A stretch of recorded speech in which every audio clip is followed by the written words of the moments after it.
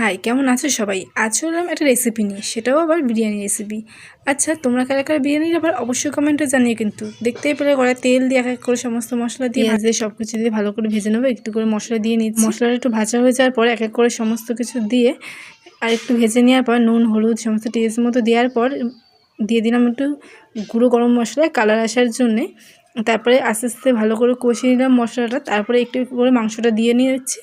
মাংসটা দিয়ে আবার ভালো করে কষিয়ে নেবো। তার সাথে দিয়ে দিলাম টক দই দিয়ে ভালো করে কষিয়ে নিচ্ছি। আচ্ছা, তোমাদের যদি বিরিয়ানির রেসিপি ভালো লাগে তাহলে অবশ্যই একটা লাইক আর কমেন্ট করে দিও, আর অবশ্যই চ্যানেলটা সাবস্ক্রাইব করে দিও। আর তোমাদের ভালোবাসা অনেক অনেক প্রয়োজন, তো অবশ্যই পাশে থাকবেন।